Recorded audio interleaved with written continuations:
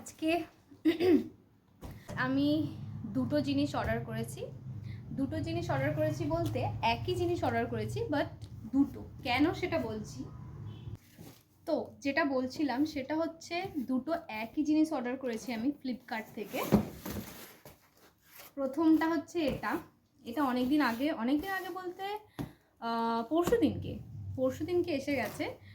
এটা হচ্ছে একটা বেড টেবিল। দাঁড়াও দেখাই।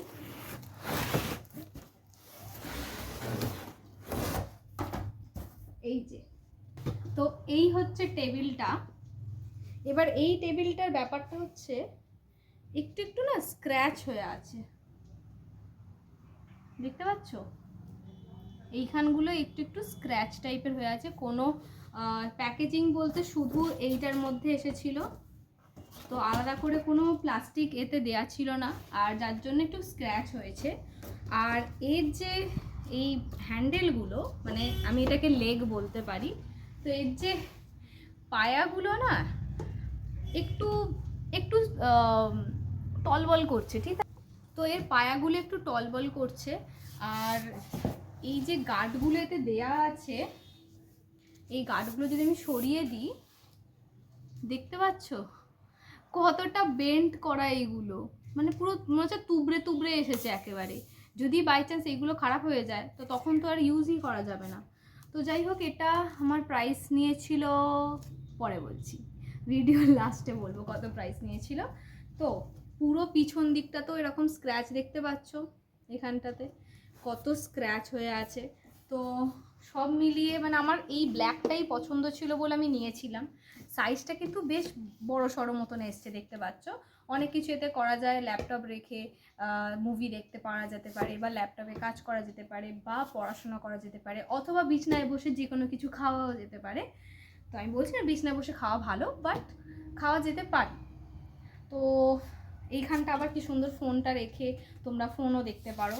আর এখানে আবার এই যে জলের গ্লাস টাস রাখে। যাই হোক, তো মোদ্দা কথা খুবই কাজের একটা জিনিস, কিন্তু একটু স্ক্র্যাচ এসেছে, প্লাস এর লেগগুলো এরকম টলবল করছিল বলে আমার মনে হলো যে এরকমই আরও একটা অর্ডার দিয়ে দেখা যাক। কিন্তু সেটা এর চাইতে দাম একটু কম ছিল, আর উপরন্তু সেটা অন্য সেলারের কাছ থেকে নেওয়া। তো এবার দেখি যে কোনটা ভালো, মানে আমি কম্প্যারিজনটা করতে চেয়েছি, যেটা ভালো হবে সেটা রাখবো, অন্যটা আমি রিটার্ন করে দেবো, এটাই ভেবেছি। তো লেটস ওপেন এটা। এই সবে মাত্র এলো, তো চলো এক্ষুনি এটাকে আনবক্স করি।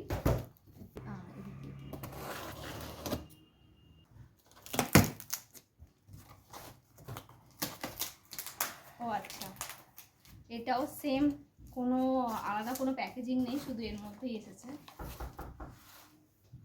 এক মিনিট।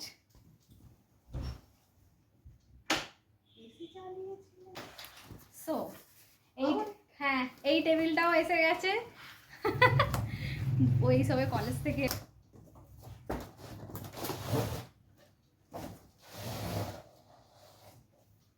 সব কটাতেই কি এমন দাগ হয়ে থাকে?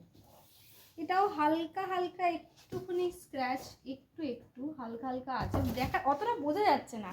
ওর চাইতে ফিনিশিংটা একটু ভালো লাগছে। এখানটা করে আবার কি হয়ে আছে, আচ্ছা এই ধারগুলো আবার এরকম করা আছে, গার্ড দেয়া আছে। পায়াগুলো দেখি, পায়াগুলো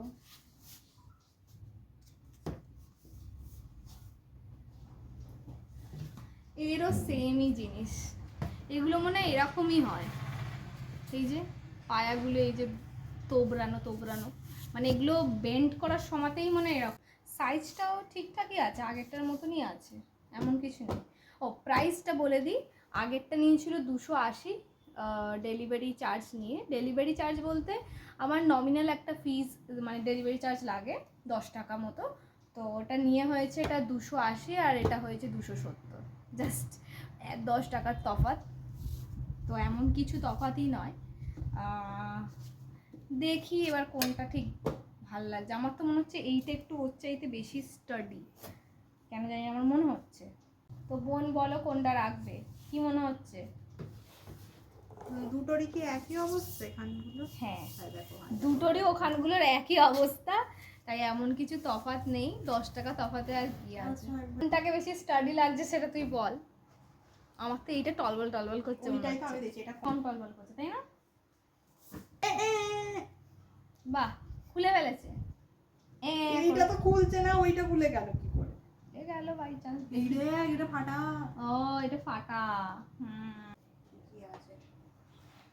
একই রে, খুব একটা তফাৎ কিছু নেই। দুটোই রে। হ্যাঁ, দুটো রেখে দেবো, অত টাকা নেই আমার কাছে, দুটো রেখে দিচ্ছে।